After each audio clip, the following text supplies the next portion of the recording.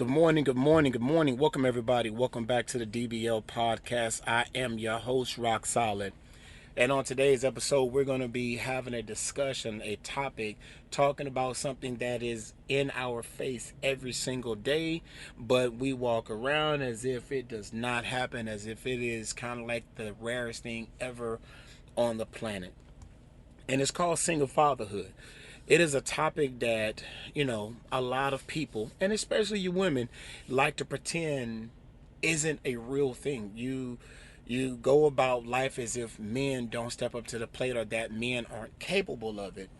So today, me with the platform that I have, I'm going to touch on three types of fathers that are out there, right? One of those types of men is the ones that they do it by choice, right? Then we have another one that it's forced upon, and then there's the one that it's not anybody's fault. God chose a different path, and that mother's not there because of illness or death or whatever the case may be, right? So let's just go ahead and dive right in, right? The first thing we're going to talk about the ones that fatherhood was forced upon, right? I mean, for whatever reason, the mom isn't in the picture, right? And she decided that she was going to do whatever it is that makes her happy. For whatever reason, she's not there, okay? And, the father, this was, the kid got dropped off or kids got taken out of the system, whatever the case may be, and the father had to do what was necessary to provide for that child, put a roof over their head, so that that child did not end up in the system, hopefully, right? And so, these type of men need just as much, they need just as much love and respect as you give the women who do it. You celebrate her and you lift her up. So today on this podcast, right, we're going to be lifting up these type of men, right? Because as men, you know what I'm saying, we don't do this to be front runners, you know what I'm saying? Because when it's all said and done, why do we need credit for something that we are supposed to do? As a man, I can say this, we can say this to each other. You're not allowed to say that a woman, to say that to a woman, but in reality, this is what's required. If the man chooses to walk away, the person you choose to build a family with decides to walk away, you must do what's required, right? So as a man, those same rules apply to us as well. And a lot of times, you're not in the best position to do so, but when you are, you must do what's necessary. And even if you're not in position, you still have to do it. Okay? But since a lot of my listeners are women, right? I'm supposed to say that this episode is not, and I repeat, it is not designed to downplay your role. But as a man, I would say this, right? You can't think that all men are bad because a lot of us step up to the plate on a daily basis. On a daily basis. Okay. And for me, I want to pay homage to these type of men because we never expect the mother, the mother of a child to walk away from the deal. Because these type of things, when she walks away, it humbles a man fast, quick, and in a hurry. As a woman, she has every right to do so. If she chooses to walk out on her kids, that's fine, right? But the society that we live in, right, that's not what happens. It is a man who walks away. But, that's no one who always walks away. But just like there are deadbeat fathers, we must also recognize deadbeat mothers with that same energy, right? We must bring that to the forefront to show, what I'm saying, that, oh, she ain't this, she ain't that. Because if it was a man, we're so adept that a man's supposed to be this and that we forget about there are mothers who also make these decisions, right? Being a single father or a single mother isn't designed that it's supposed to be in place, but it happens. You know what I'm saying? So here we are, right? We are in a time where a lot more women prefer to go and do their own thing. They try to be city girls, they try to be hot girls. Some of them are going to school, some of them are, whatever the case may be. They're choosing themselves over the child that they chose to bring into the world. The same. We're gonna give it the same energy that we give when it comes to talking about a man, right? So instead of being mothers, you know what I'm saying, the other parent has to do what's necessary. You know what I'm saying? If you don't want to be in a position, then maybe you should have, check to make it, put on a condom. Or hell, at least make sure the condom stayed on. But we're here to celebrate those men who did this without even thinking about it, right? And they did what was necessary because that's what is required. Okay. The second type of man we're going to get into, the second type of men we're going to get into are the ones where, because the kid's mother made a choice, that that child needed um, more than what she could give, or the father may stay on a better part of town, or the kid is too much to deal with. Either way, right? They're co-parenting. There is a co-parent in place. And again, this isn't downplaying the mother's decision, because again, as a parent, we must do what is necessary for our child. And me trying to be selfish and saying that I can do it when I know that I'm struggling to do it, but I know that there's another parent in this relationship that my child knows and can put my child in either a better school, a better home, a better living situation, can give them a better opportunity, or just flat out more structure and discipline than you're capable of giving as a woman. There is nothing wrong with this. Okay, so I must first say that. Okay, there is absolutely nothing wrong with this second type. Okay, as far as the mother side goes, because again, we as parents must do what is right by a child, right? But that is possible. You know what I'm saying? You put that co-parent is in place so that it is possible. And you're probably wondering, why do we need to celebrate this man? He's doing what he's supposed to do and blah blah blah, right? He needs to be celebrated for the same but the opposite reason that you tear us down when he doesn't step up and do what is required. Okay?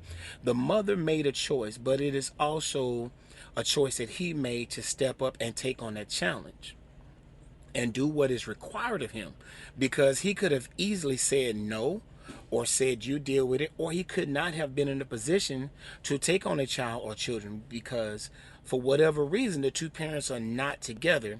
He got his crap together so that he could do so. Okay, because we all know that most of the time that's not what happens. You know what I'm saying? Trying to, as a man, I'll speak for it as a man, right? Because I've been in relationships where I had to walk away and, there were kids involved, right? When you're trying to get yourself together, or flat out, doing what's necessary, right? To handle your responsibility, you know what I'm saying? And how do I say this? Women don't seem to understand that when a man walks away from a household, he has to make a decision. Okay? And, I feel like these men need to be celebrated, right? And I really want to salute these brothers, because, even though the mothers, celebrate these men, it is not enough. The world should, because the one thing that, if he was a deadbeat, he'd be way more famous for not doing what needs to be done. So I want to make those people, because I know quite a few of them, that they're, and usually it's the sons, right? Don't get me wrong. It's usually the son, because he's a handful, or he's doing too much, or they don't have enough to give him. So therefore, it's normally the son. But there are daughters who end up with their fathers as well. You know what I'm saying? And I salute these men, because they stand proud. They keep their heads down, and they do what is necessary to make their child's their lives better. But most of the time, as I started to say, when fathers walk away, to leave the home, right? Um, we have to make a decision. Do I continue to feed, clothe, and shelter, and provide shelter, for the family that I walked away from, or that I was forced out, right? Or do I take from them and put a roof over my head, right? And, if you're a good man, of course, you choose to take care of your family. So again, if the mother appreciates you, just know that, it's not enough. The world needs to celebrate them the same way you do these women who do the exact same thing. And truth be told, ladies, this is really the one that you should be trying to celebrate the most, because in spite of it all, right? With him, when him and the mother split, he handled his business. This is ideally what a lot of you are looking for, right? He chose to handle his business financially, he chose to handle his business personally, and he chose to handle his business as a father. You know what I'm saying? He handled his business and put himself in a position so that if his kids ever needed him, he could be there the way that he was supposed to be there. Because again, you guys don't seem to understand that that choice that needs to be made when we decide that we're not going to be in a relationship together anymore, whether we were forced out, whether we fought, whether somebody cheated, whatever the case may be, that decision was made. And so here we are. But a lot of men end up living with a friend, or they end up living with family members, right? And they can't get their acts together because their financial, career choices, education, or whatever the situation may be. So that if their child ever needs them, they're not even in a position to do so. So if a mother's in a position where, that child needs more from her than she can give, and she chooses to take him to that father, then we should also celebrate that man, because again, at that point, his life got turned upside down again.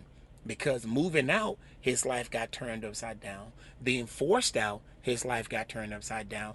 And now he has kids by himself. So his life is again turned upside down. And yes, I know you guys are going to continue with the blah blah crap. That's what he's supposed to do. But it's the same thing that you guys want credit for, or that you're seeking when you have to do it. So again, I'm giving this, respect and homage to those men who do the exact same thing. Okay. And so now, right, we get into this third type of man that we want to try to celebrate. Okay. And that other type of man is the one, it is the type of male that I fall into, the type of father that I am. And it comes, and this is the group that I fall into.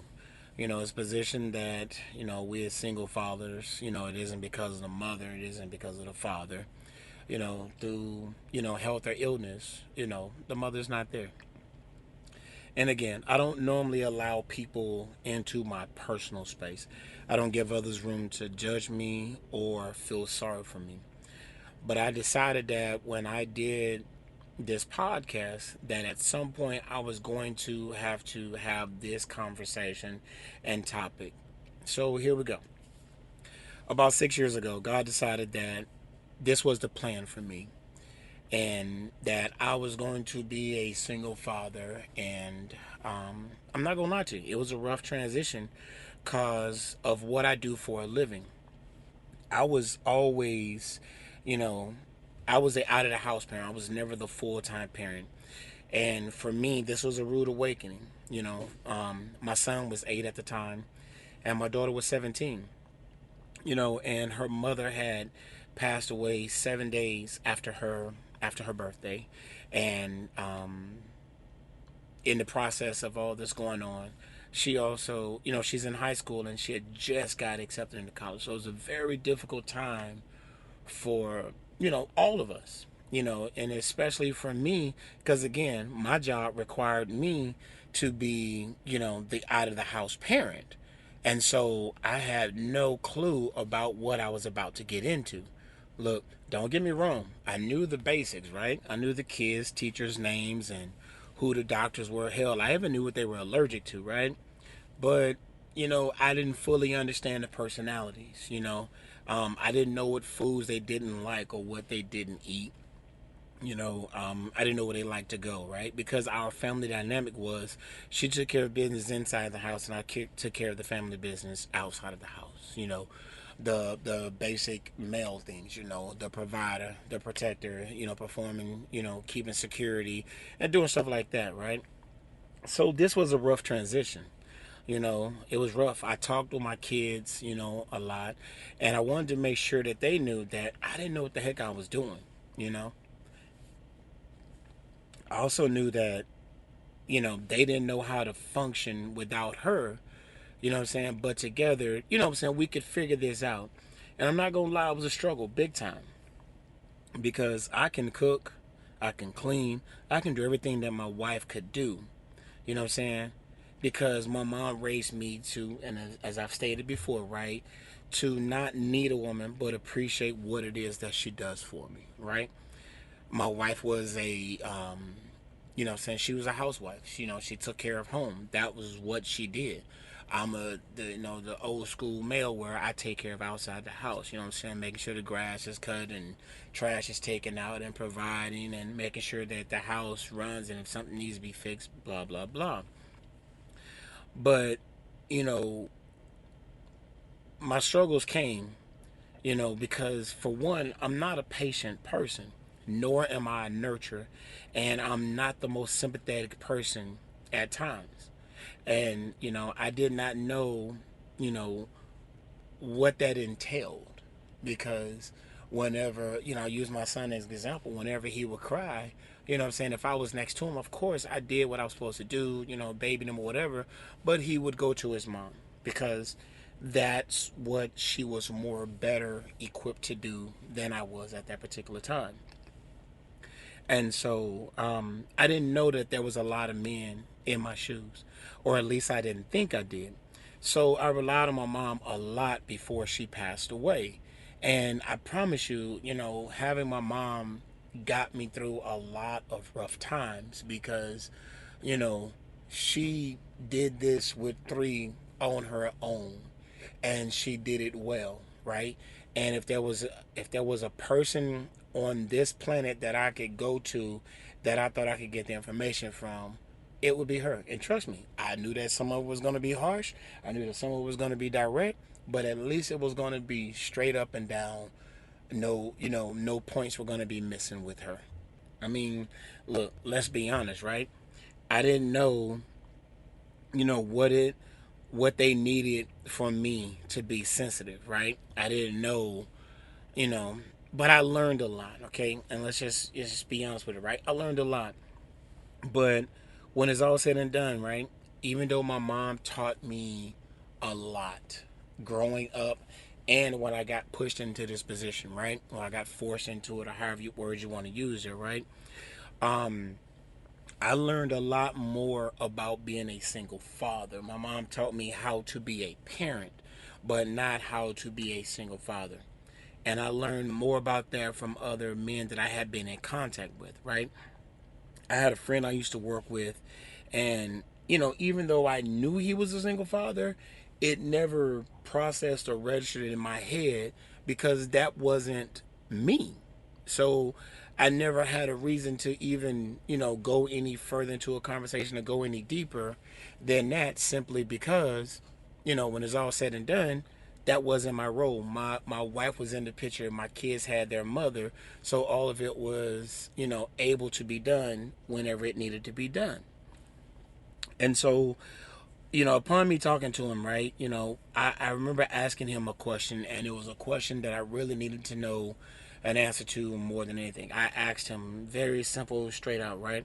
What, from his interpretation, what was the hardest part about being, a father? Because his son at the time was around the same age as my child. He was 8, and his son, I think, was like 9. May have been 8, but I think it was 9. And I'll never forget what he told me, right? He told me the hardest part for him about being a single father is not knowing if he was doing it right. And that resonated with me simply because that was also my fear. You know what I'm saying? I knew how to be the other parent, but not the primary parent. So, when Kim passed away, you know, I've always, I ended up having to quit my job and take on a job so that I could be home every day, right? Not, every 10 days or every week or whatever. I had to have a job where I could be home every day. And I remember a couple of times, for me, I forgot to feed my son, you know. And like I said, with the job that I had, if my day was long and then it was tired and, what I'm saying, I didn't feel like eating or, I might have ate something early that kind of pushed me through, right? I would just go lay down and I'd be cool till morning. But then you hear this little voice and he walks in and is like, hey, Dad, what's for dinner?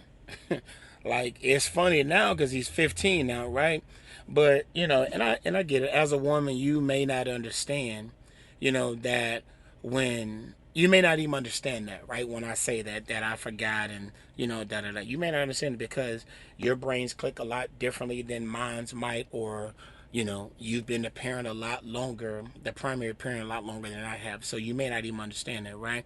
But as a man, when all you know is to be a provider, right, and do what's necessary to take care of the kids and make sure their well-being is okay before your own, and then you have this kid that has to remind you that he hasn't eaten, it makes you drop your head in shame. Because I did. It's like, oh man, this is crazy. Like, jeez, I forgot to feed. Like, again, it's funny to say out loud, right? Because I forgot to feed another human being. But that wasn't always my job.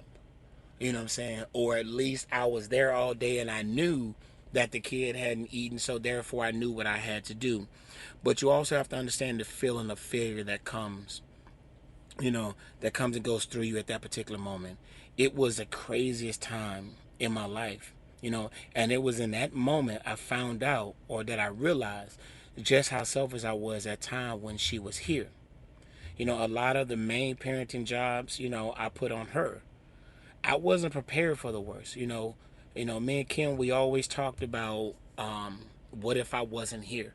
We was prepped for the day that I wasn't here. Insurance was in place, and um, she knew where all the bills and had access to the money and blah blah blah, because we were preparing for it. Because, like I said, between the street, me running the streets, me driving trucks, and me riding motorcycles, you would think that everything was bound for me to be the one to go first. But that wasn't God's plan. But the things that I've learned over the last 6 years is that, first and foremost, it is a hard job. It's not the hardest job as a lot of us may, make it out to be, because, just like anything, once you learn something, what I'm saying, wash, rinse, repeat. You keep doing that. What I'm saying? You got to get the kid up for school. You got to feed the kid. You got to clothe them. You still got to go to work. You still have to do the doctor's appointment. Once you start doing these things, they all become repetition. So it is a hard job. I'm not going to take that from anybody, okay? Whether you're a mother or whether you're another father, right? But once you learn these things, you can succeed at it, right? And, or, maybe that's just the Vivian side of me, right? No excuses. That's my mom, right? But I also learned that you need help. I learned that even when you think when you're getting it wrong, it gets better. And the next time, and the next time, and the next time, it keeps getting better. And most importantly, right, I learned that if you're actively in your kid's life, right, and your kids, and it's not a situation where you've never been there, then all of a sudden you're in their lives. If your kids know you, right, they already believe in you. You just had to believe in yourself and learn to trust the process. If you're a father listening to this podcast, right, I will say this to you from the bottom of my heart. Excuse me. Be more involved while there is a co-parent. Okay? Be more involved, because you never know what God's plan is for you tomorrow. For whatever reason, the mother is gone, tonight or tomorrow, right? Um, there's going to be a kid looking up to you for what's next. If she drops your kids off and say, what I'm saying, you gotta, you're now the main parent. I'm out. I don't want to be this. I'm moving to, what I'm saying, to Brazil. I don't want to have anything else to do with this kid. You gotta do what you gotta do. You know, um, if if the co-parent drops the child off and says that, hey, I can't do this, then you have to do what is required. Okay, because that's what the job entails. You know what I'm saying? You got to get it right. You got to get it done, because at the end of the day, these people are going to be relying on you. A father stepping up is something to be celebrated. Okay, I'm not trying to toot my own horn, because I am one, right?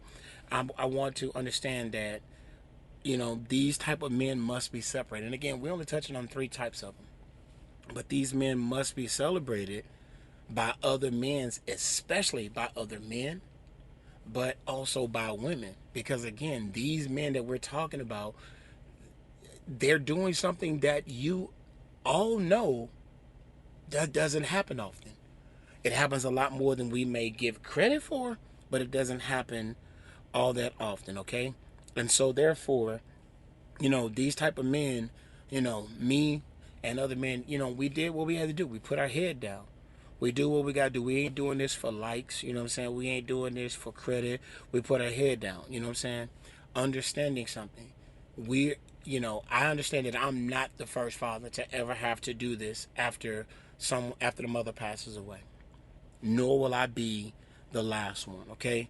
But we as men must do more when we have the opportunity, because a lot of these women have zero expectations of us. I mean, they have zero. They don't expect you to, and the crazy part about it is a lot of them don't think you can, a lot of them don't think you will. So sometimes you have to prove them wrong just on GP. But I promise you, it is a lot easier to do it while they are here and present than it is to do it when they're not. Because when she walks away from that relationship, or she's taken away from that relationship, you must do what is required. But just because, we say that we can do these things, we also must start living it. You know, I have both, girls and boys, right? And, I hope, there's two of them that's old enough to hear this conversation, right? I hope that they can look at me and see that I'm not a quitter. That I put my head down and I did you know, what needed to be done. I asked for help when I needed it. There isn't anything as a man that I can't do, but in my heart, I hope, and in those young men's eyes, those young men of mine, I hope that in their eyes they see that I'm doing what needs to be done. You know, and I believe it, and maybe it's because of their mom, and I hope that I played a role in it. But I can tell by the way that these young men of mine, how they are with their families, okay, how they are with their kids. They're active parents. They're doing it. When I sit with my son and my granddaughter, right? I'm looking at her, the energy that she has towards him. I see them being the young men that I wasn't at their age. Because again, I lived my life under my own terms, doing what I wanted to do. I wasn't a great father, you know what I'm saying, when I was younger. But I see two young men who are being great fathers, and they're being active fathers. Their children know who they are, right? The girls, my girls, I hope that in their eyes they see the man that I once was, right? But in the same light, they see the man that I'm trying to become. Because again, I did whatever I wanted to do. But 6 years ago, God decided to change those plans and make them on His terms. He wanted me to live the way I was. Excuse me, the way that He wanted me to be. I would say this: I'm not short fused anymore. I kind of have some patience, but I'm more involved in all of my kids' lives now. I know that there's going to be somebody that says, well, if I had done this or done that when my wife was alive, then I would already be ready for this. And, for you, I would say this: go play in traffic, okay? Because I'm not perfect. I'm not a perfect man, nor am I a perfect father. But I'm trying to build and rebuild those cracks in my life that as a father and as a man that I have failed at. You know what I'm saying?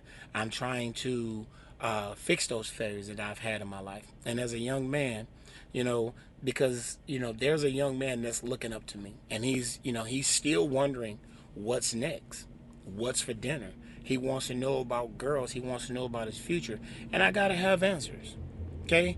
As I started this episode, like I said, this is a topic that I hope that we can put out into the world as a discussion.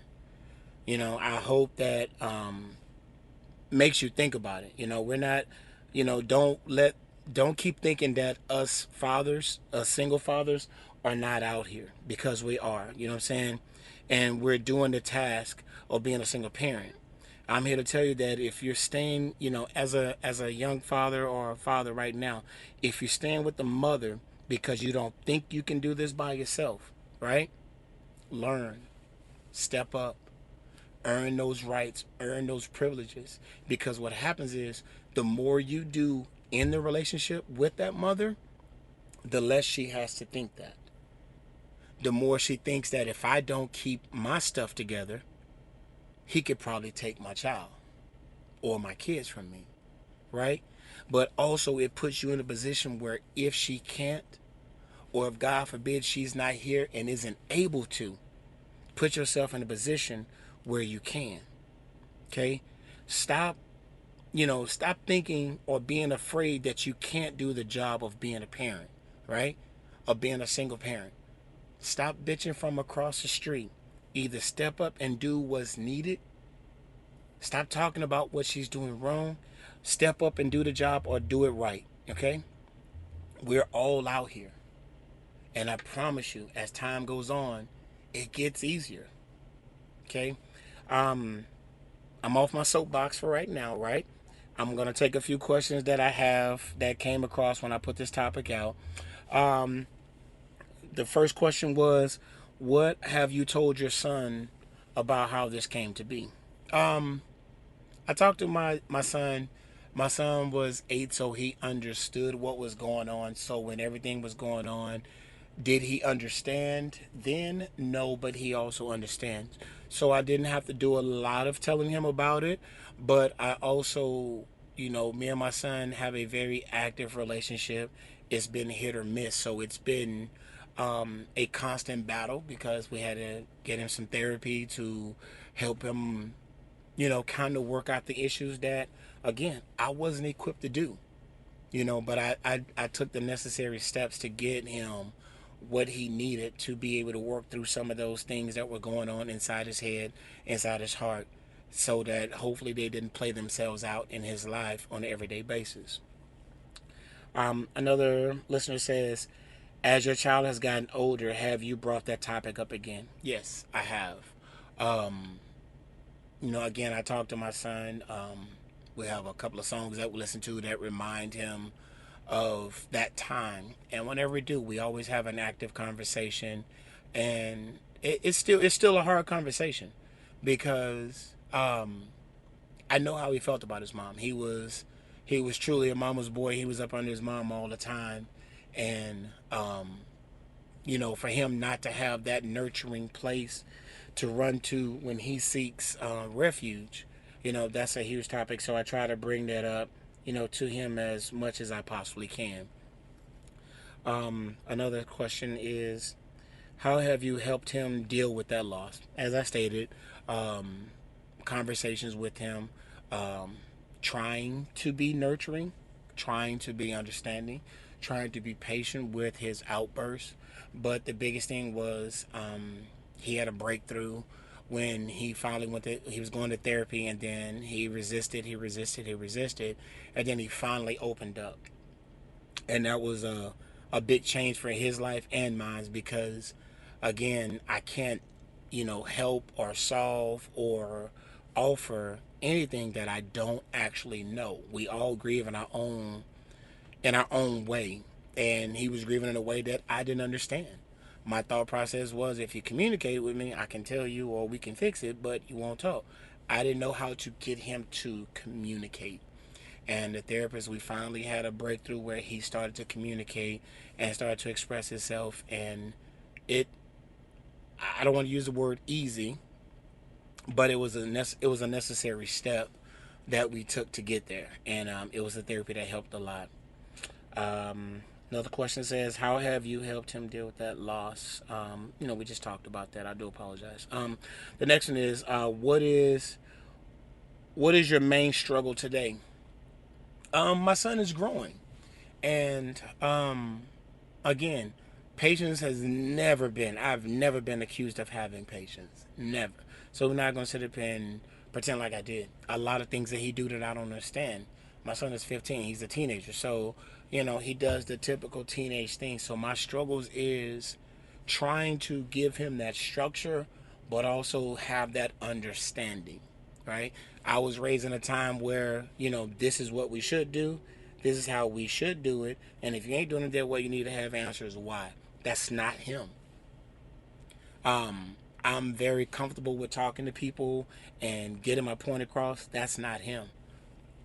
So we have a lot of struggles when it comes to communicating because that's not his strength. No matter how much I think that it should be or want it to be, that's not his strength. And that's okay. It's just the struggle comes from me of just understanding that it's not and how come he isn't. So, that's my biggest struggle. Another listener says, what can you teach other dads about the day to day? I'll be honest with you, man. Each kid is different.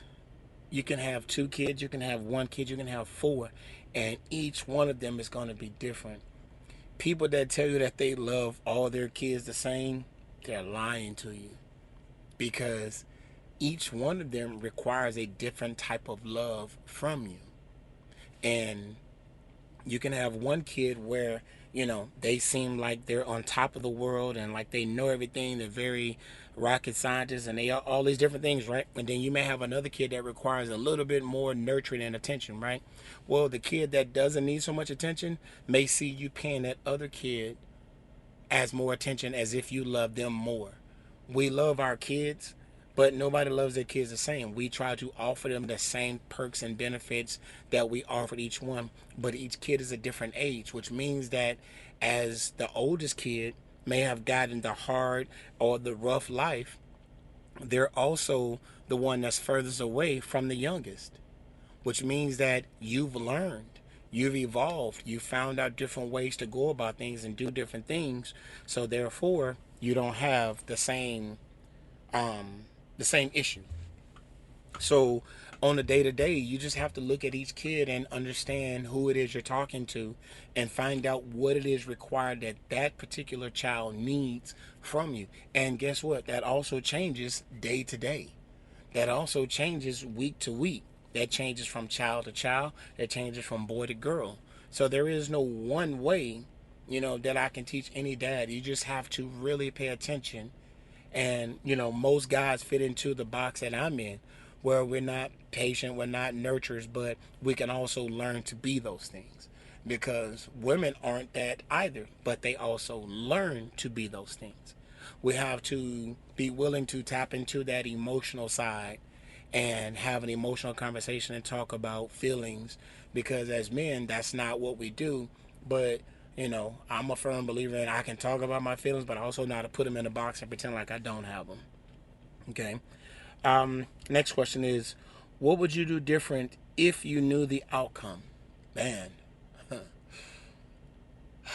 what would I do? I think the biggest thing is I would do is I would probably be more active, more involved, more in tune with what she was doing on a day-to-day basis versus my time frame. Everybody's job isn't my job, so you may be home every day, but instead of her taking the kids to the doctor's appointment, maybe you take that day off and take the kids to the doctor's appointment.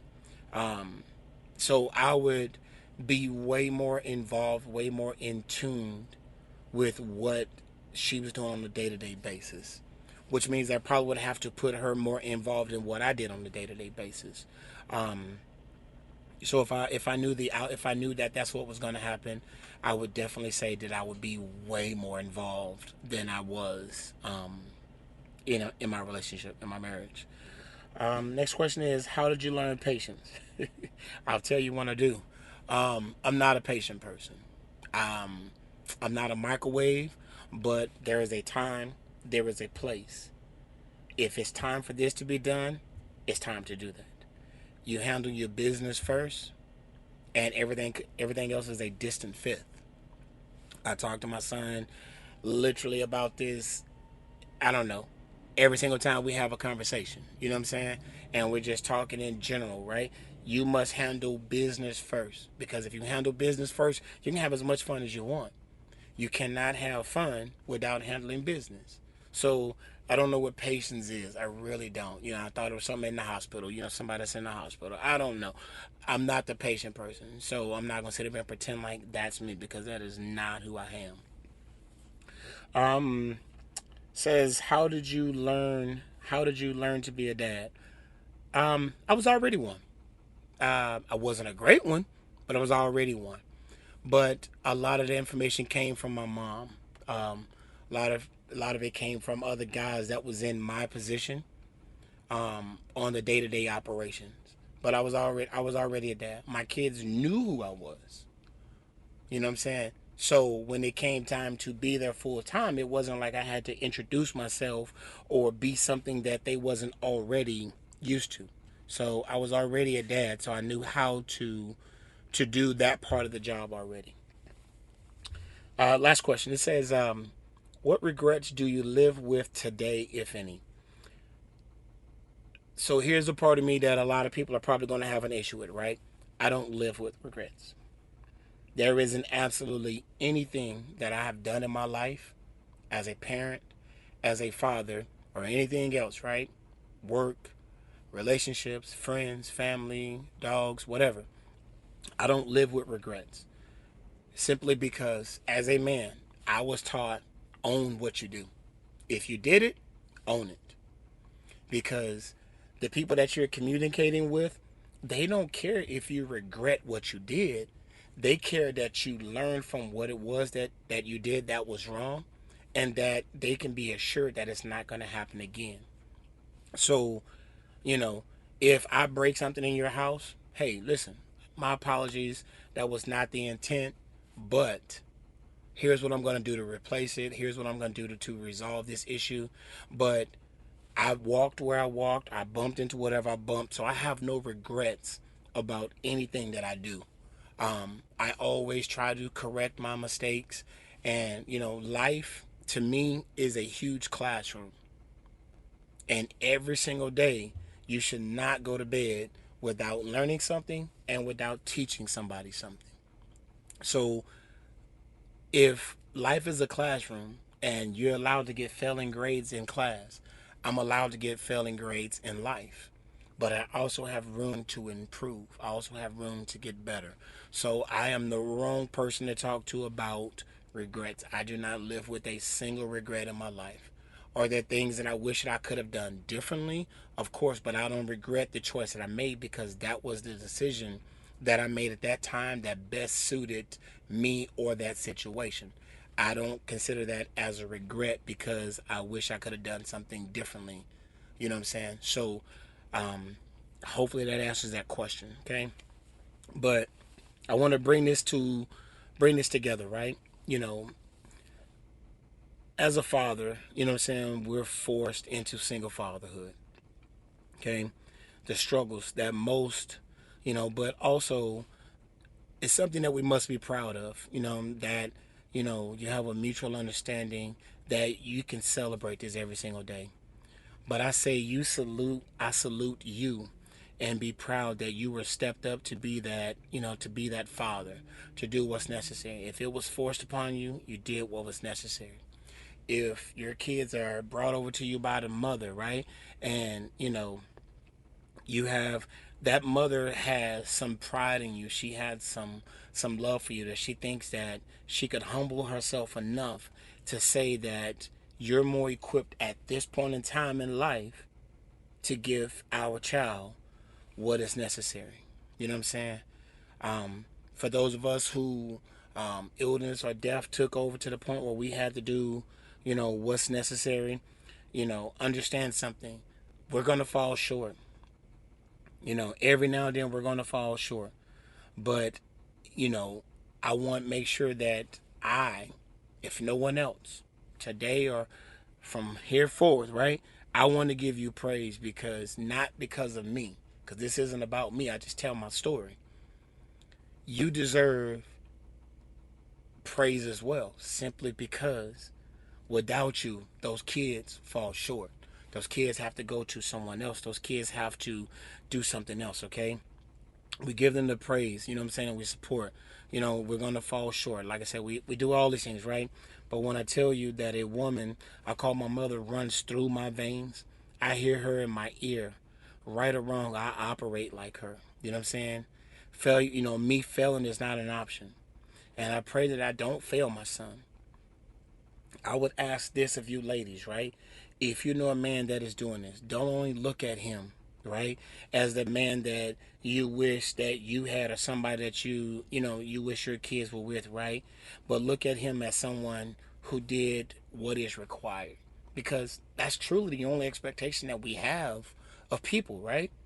If you're supposed to be at work at a certain time, then I require you to be here at that time. Fix the car, drive this, move that, pull that, drag that, whatever it is, right? The only thing that you're asking is that we do what's required. You know, as a man, right?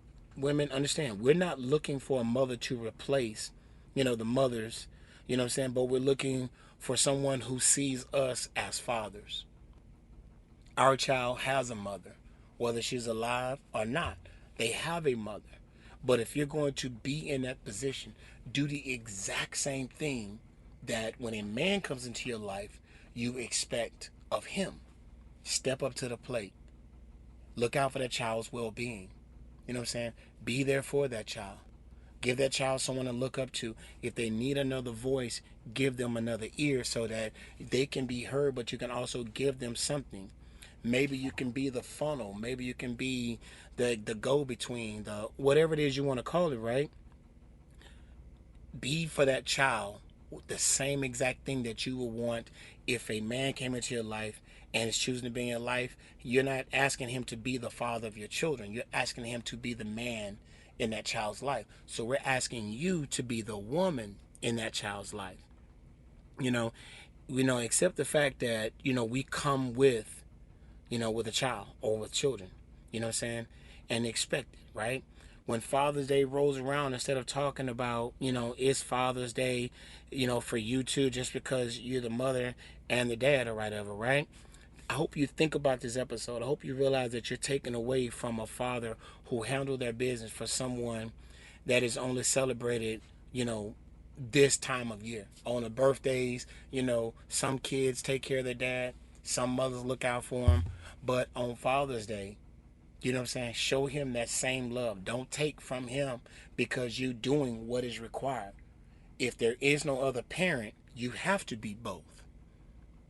But he is also doing the same thing. So if you have Mother's Day, allow those fathers to have Father's Day because they've earned it.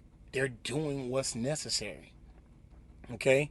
So in closing, I wanted to say thank you for those who stuck around and listened. I hope that you take something from this episode. I hope you share it with a friend. All right? I hope, if this episode isn't for you, you know what I'm saying? Don't let someone else miss out on hearing or recognizing or being celebrated because you chose to bypass them. Okay? I want to say thank you again to everybody. We're on all major platforms. I don't need to go over them again. The best place to get in contact with me or to send questions for me to talk about certain episodes or whatever the case may be is on the website, the dblpodcast.wordpress.com. We're on YouTube. You can watch, the videos on the YouTube. Sit down, have some popcorn. Don't forget about our daily shenanigans. They come out every single day, 5 days a week. I promise you they will not take away from our Monday activities or our Monday episodes. Okay, but the daily shenanigans is taking off really well. People are enjoying them. I want to say thank you for those who are sharing the podcast. I want to say thank you to the new listeners. I want to welcome you first of all and say thank you for tuning in. I hope you got something from it. If not, maybe better luck next time. But there are plenty of episodes to choose from. Hopefully something resonates with you, your family, or someone you know, or some.